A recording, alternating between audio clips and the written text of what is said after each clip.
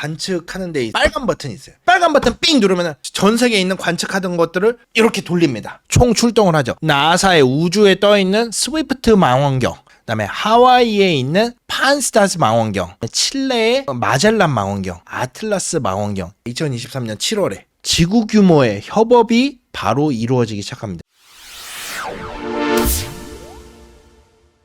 인사할 시간만 있습니다. 항성의 우주 속으로의 항성입니다. 반갑습니다. 제임스 웹 우주망원경의 새로운 관측 내용인 이 논문도 얼마 전에 나왔습니다. 트래피스트 1의 관측 결과에 대한 내용들을 여러분들과 함께 이야기를 해보도록 하겠습니다. 2017년 2월 22일 나사가 역사적인 발표를 합니다. 하나의 별 주위에서 무려 7개의 지구와 닮은 크기의 행성을 발견한 거죠. 이 별의 이름은 바로 트래피스트 1이었습니다. 얼마 안 됐죠. 놀랍게도 오umu아무아도 2017년에 발견됐어요. 물론 초냐 말이냐 그 차이는 있는데 이 트래피스트 1은 우리 태양과는 완전히 다른 별입니다. 적색 외성이라고 불리는데 크기는 목성보다 진짜 한 10% 정도밖에 안 커요. 그러니까 목성 정도 크기인데 밀도가 조금 더 높아가지고 별이 된 거죠. 온도는 태양의 절반도 안 됩니다. 밝기 태양의 0.05%입니다. 그러니까 엄청나게 작고 어둡고 차가운 별이라고 볼 수가 있는 거죠.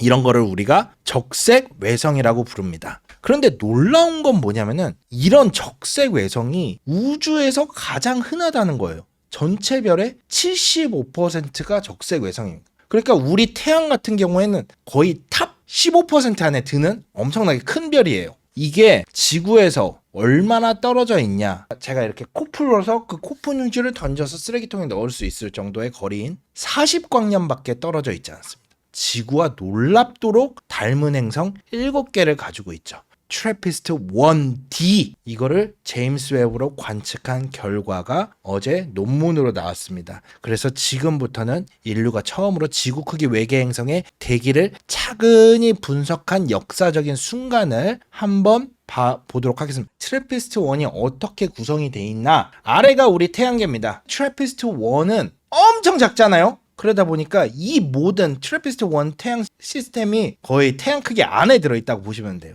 B, C, D, E, F, G, H 이렇게 돼 있습니다. 근데 여기 색깔이 있잖아요. 이 빨간 거는 뭐냐? 너무 뜨거워서 뭔가 생명체가 살 수 없는 지역. 그리고 초록색 지역은 뭐냐? 일명 골디락스 존이라고 하는 물이 액체 상태로 존재를 할 수 있어서 온도가 좋은, 여기 보면은 B, C, D는 약간 경계선에 있어요. 근데 오늘 할 거는 요 D예요. E, F, G 요거 봐야 되고 H가 있어요. 요거를 하나하나 2022년부터 관측이 시작해서 제가 몇 개는 얘기를 해드렸어요. 지구가 한 바퀴 도는데 365일 걸리죠. 그런데 얘네가 얼마나 가깝냐면은 가장 가까이 있는 애는 이 B가 요걸 한 바퀴 도는데 지구 시간으로 1.5일 걸려요. 이 가장 멀리 있는 이 행성이 H인데 이게 고작 19일 정도, 채 20일이 안 됩니다. 이게 왜 중요하냐면은 이것 때문에 그래요. 우주에 존재하는 모든 주계열성이라고 하는 거는 우리 태양처럼 청년일 때 이 얼마나 많은 적색 외성이 있을까라고 하는데 대부분이 이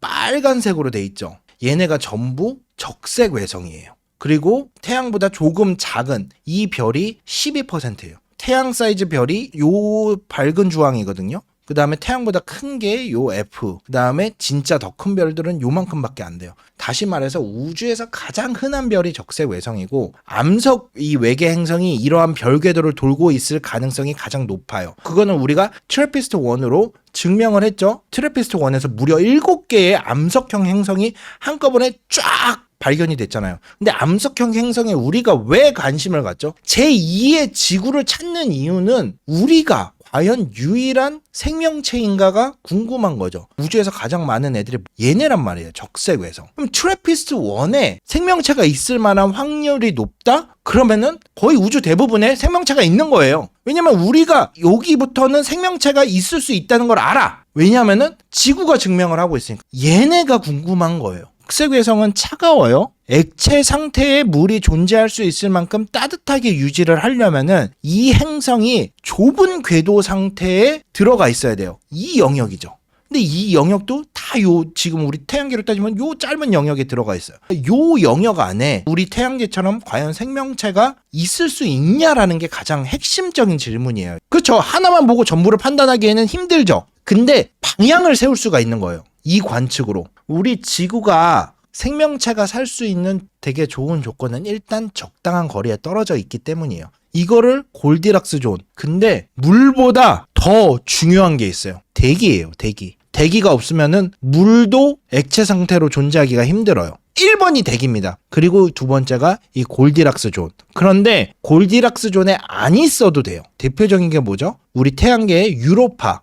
얘네는 목성의 위성이잖아요. 그럼에도 불구하고 두꺼운 얼음 속에 물이 바다가 존재를 하는 게 있어요. 대기와 같은 역할을 해주는 게 있어요. 그런 게 있으면 돼요. 액체 물을 보호해줄 수 있는 무언가가 있어야 돼요. 자기장도 포함이에요. 대기와 자기장이 모항성으로부터 오는 강력한 모든 것들을 지켜줍니다. 그렇기 때문에 대기가 1번이고 2번이 우리가 알고 있는 상식해에서는 물이에요. 트래피스트 1의 행성들을 한번 보도록 할게요. 이 사이즈가 금성의 사이즈고 이게 지구의 사이즈입니다. 대충 비슷해요. 웬만하면 화성보다 다 큽니다. 그러니까 별의 크기에 비해서 엄청나게 큰 행성들이 있다. 2022년 12월 12일 날 14일 날 Science Result from JWST라고 하는 세미나 같은 학회를 엽니다. 이때 결과를 발표합니다. 관측을 했어요. 1B, 1C, 1G를 약간의 관측을 한 거. 제대로 관측을 하지 못하고 트래피스트 1G가 이 트래피스트 1의 행성들 중 가장 큽니다. 지구보다 약 1.15배 정도 커요. 그리고 이때 2022년도에 관측을 한 거는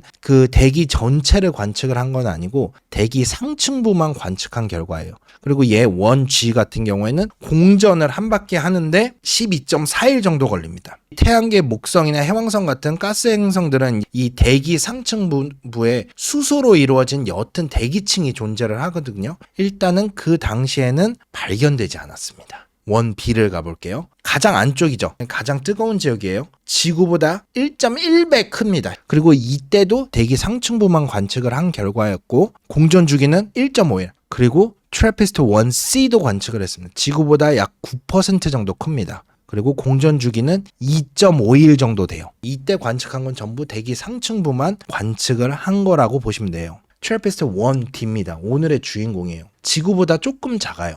그리고 질량은 지구 질량의 한 40% 정도. 얘도 4일마다 한 바퀴씩 돕니다. 여러분의 생일이 4일마다 돌아오는 거죠. B도 그렇고 C도 그렇고 D도 그렇고 아마 조석 고정인 상태일 것이다 라는 게 이번 관측 결과로 나오기는 했습니다. 조석 고정이라는 게 뭐냐? 어떤 행성을 도는데 그 행성의 자전 주기와 공전 주기가 같다라는 거예요. 달 같은 경우에는 자전 주기와 공전 주기가 같죠. 그렇기 때문에 우리는 항상 달의 뒷면을 보지 못하고 달의 앞면만 보게 됩니다. 이 트래피스트 1D도 별의 항상 같은 면만 본다는 거죠.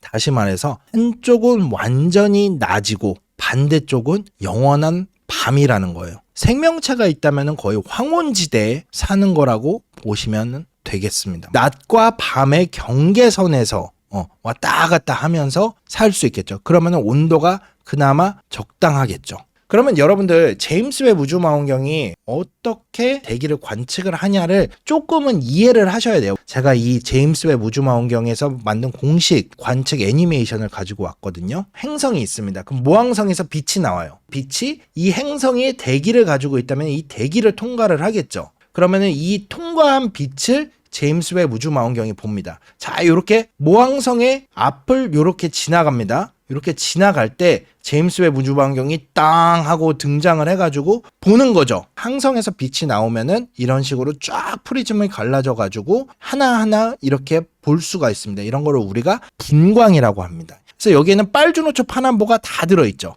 이 대기 상층부만 통과를 했을 경우에는 노초만 있고 보라색만 있어.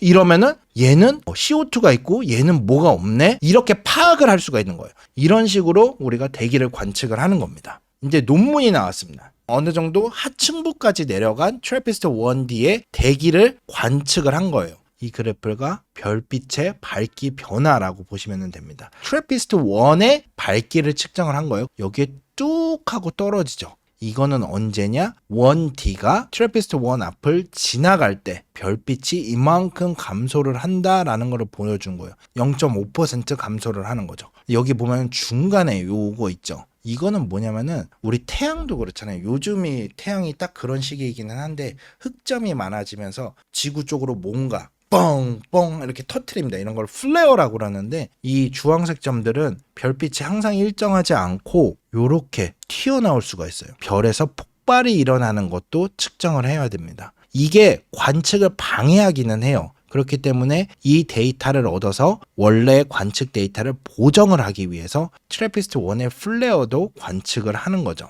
그리고 여러 색깔의 선들 있잖아요. 이거는 아까 여러분들 보여드렸죠. 빨주노초 파남보라고 보시면 돼요. 이렇게 다 파장별로 관측을 했다라고 보시면 됩니다. 이 그래프는 뭐냐면은 행성의 대기가 얼마나 있냐. 대기가 두꺼우면 무겁겠죠. 대기가 얇으면 가볍겠죠. 그래서 여기 보면은 이 선을 기준으로 대기의 무게가 요 선 안쪽으로 가면은 무겁다. 위쪽으로 가면은 가볍다. 라고 보시면 됩니다. 근데 이 보라색 영역이 뭐냐면은 지금 가능한 대기 시나리오예요. 1시그마, 2시그마, 3시그마라고 되어 있는데 이거는 정확도를 말하는 겁니다. 3시그마가 보통 우리 과학자들이 믿을 수 있을 만한 정말 미니멈 값이에요. 3시그마에 안타깝게도 대기가 거의 없죠. 되게 적은 확률로 대기가 있는 것처럼 보인다. 이쪽 지역이 지금 비어 있잖아요. 비어 있다라는 거는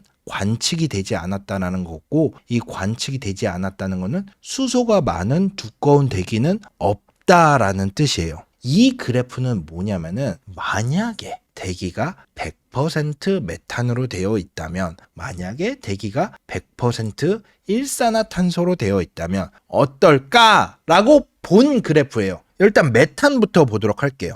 요 경계선을 보시면 되는데, 메탄은 생명체가 만들 수 있는 가스예요. 근데 여기서는 탐지가 아예 안 됐습니다. 그리고 일산화탄소, 이것도 탐지가 안 됐어요. 우리가 가장 중요하게 봐야 되는 물은 여기에도 보면은 거의 없는 것처럼 보입니다. 근데 암모니아는 조금 애매해요. 있을 수도 있고 없을 수도 있어요. 이산화탄소, 우리 너무 잘 알죠? 약간 조금 가능해요. 근데 만약에 있다고 하더라도 매우 얇을 것 같습니다. 그리고 이산화황도 애매해요. 이산화황은 왜 중요하냐면은 암석형 행성이라고 그랬잖아요. 이 암석형 행성에는 화산 활동이 있을 수가 있습니다. 그 행성이 얼마나 움직이고 있는지 그거를 알기 위해서는 이산화황도 조사를 해봐야 됩니다. 정말 아무것도 검출이 되지 않았어요. 결론은 뭐냐? 이 트래피스트 1D의 대기는 우리 태양계의 어떤 행성과도 닮지를 않았다. 근데 아직 괜찮다. B, C, D만 봤으니까 우리 D는 뭐다? 골디락스 존 경계선이다. 우리는 아직 E, F, G가 남았다. 근데 D에서도 대기의 흔적이 약간은 보여요. 요 보라색 영역이 진할수록 구름이 두꺼운 거예요.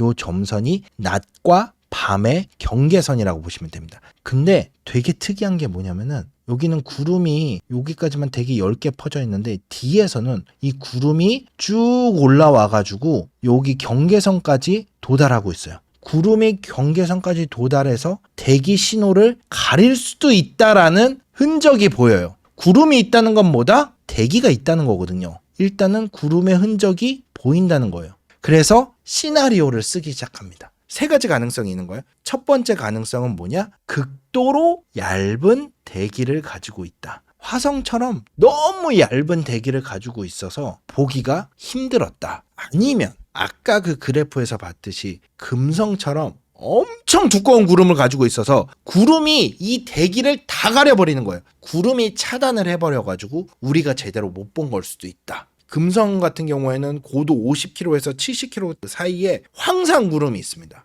그런 환경일 수 있다. 이게 두 번째 시나리오고요. 세 번째가 제일 생각하기 싫은 달처럼 아예 대기가 없는 상태이다. 지금 현재 상태로는 이게 가장 가깝기는 해요. 근데 이게 왜 중요하냐면은 이 모든 시스템들이 엄청나게 가깝게 붙어 있기 때문에 이 모항성으로부터 날아오는 플레어로부터 엄청나게 많은 영향을 받을 수 있다. 다시 말해서 자기장도 벗겨지고 대기도 계속 깎여 나갈 수 있다는 거예요. 가깝기 때문에 우리 태양 플레어에 얘네가 느끼는 건 거의 100배에서 1000배로 느낄 거예요. 그리고 태양에서 오는 X선이나 자외선 같은 경우에는 지구 수준의 10,000배 정도로 예상이 되고 있습니다. 적색 외성의 가장 큰 문제는 뭐냐면은 별이 작기 때문에 얘네가 행성이 가까이 존재할 수밖에 없는 상태이고, 가깝게 존재를 한다는 거는 이런 위험성이 있다는 거예요. 이 모항성으로부터 나오는 플레어나 아니면은 이런 태양풍 이런 것들 때문에 애초에 대기를 갖고 있다고 하더라도 얘네를 다 깎아 먹을 수 있는 환경이다. 그러니까 시뮬레이션을 해봤더니 얘네 정도면은 몇 억 년 내에 대기가 완전히 날아가 버릴 수밖에 없다라고 얘기를 하고 있어요. 시뮬레이션은. 그러니까 적색 외성은 진짜 조용해 보이기는 한데 사실 굉장히 가깝기 때문에 너무 폭력적인 거죠. 그렇다고 완전히 희망이 없는 거냐? 그런 건 아니에요. 만약에 얘네가 내부에서 강력한 지각 활동이 있다고 하면 항성풍을 막을 수가 있죠. 지구가 그렇잖아요. 우리 지구의 자기장이 태양으로부터 오는 항성풍을 막아주고 있죠. 그렇기 때문에 강한 자기장이 있다면 항성풍을 막을 수 있고, 화산 활동이 활발하다면은 잃어버린 대기를 계속적으로 보충을 할 수가 있죠. 금성의 대기가 두꺼운 것도 이 화산 활동을 통해서 나온 이 많은 가스들이 이 대기를 계속 보충을 해주고 있는 거예요. 아니면은 영원한 밤 지역이 있다고 그랬잖아요. 그럼 밤 지역에는 완전히 거대한 얼음 저장고가 있을 수 있겠죠. 그게 천천히 대기를 공급하는 거일 수도 있습니다. 희망을 버리기에는 약간 일러요. 트래피스트 1에는 EFG가 아직 남아 있습니다. 제임스 웹 우주망원경이 계속 관측을 할 겁니다. 그동안 우리가 많은 대기 분석을 해왔잖아요. 근데 얘네들은 전부 가스형 행성이었습니다. 가스형 행성들은 대기가 있어요. 풍부하게. 왜냐면 이미 가스이기 때문에. 근데 암석형 행성에서 대기 관측을 처음으로 분석을 하는데 성공을 했죠. 비록 우리가 기대하는 바와는 달랐지만 이제 우리가 뭐를 찾아야 되는지, 그 다음에 어떻게 찾아야 하는지에 대해서는 조금 더 알 수 있게 됐죠. 우리가 우주에서 그렇게 열심히 관측을 하는 이유는 물론 우주가 어떻게 생겼는지도 알고 싶은 게 가장 큰 이유이기는 하지만, 이 적색 외성이 우주에 가장 많이 존재를 하고 있기 때문이에요. 여기서 만약에 트래피스트 1이 물론 케이스가 하나이기는 하지만 너무나 가까워서 H까지 대기가 존재를 하지 않는다라는 게 밝혀진다면은 75%가 넘는 이 별들을 날려버릴 확률이 엄청나게 높죠. 하지만 우리는 아직 적색 외성을 버릴 정도는 아니다. 우리는 아직 EFG가 있다. 안타깝게도 트래피스트 1D는 지구의 쌍둥이는 아니었습니다. 앞으로 2025년 E를 관측을 할 예정이 있고요. F하고 G는 2026년에 관측을 할 예정입니다. 그래서 요 EFG의 결과가 나오면은 여러분들께 이게 어떤 연구 결과인지를 알려드리도록 하겠습니다. 최근에 천문학자들이 정말 이상한 초신성을 관측을 했습니다. 논문입니다. 8월 20일 날. 제 생일날 주옥 같은 논문들이 쏟아져 나왔습니다. 타입 2 슈퍼노바가 2023 ZKD. 초신성이 폭발을 하는데 나는 아직 폭발할 준비가 되어 있지 않았어. 근데 내 옆을 돌고 있는 그 무언가가 나를 폭발하게 만든 거야. 수명이 다하지 않았는데 누가 나를 죽였어. 그러면서 나온 폭발을 하는 초신성이 발견이 됐다. 어떻게? 더블 피크드. 밝기가 2번 피크가 되는 걸로 발견이 됐다라는 거죠. 이 별은 사고사를 당했습니다. 이 초신성 이야기는 미국 팔로마 천문대라는 곳에 있는 스위키 천체 변광 망원경에서 관측이 됐습니다. 2023년 7월 7일 하늘을 쭉 스캔을 하고 있던 이 망원경이 아주 낯선 반짝이는 점 하나를 포착을 했었어요.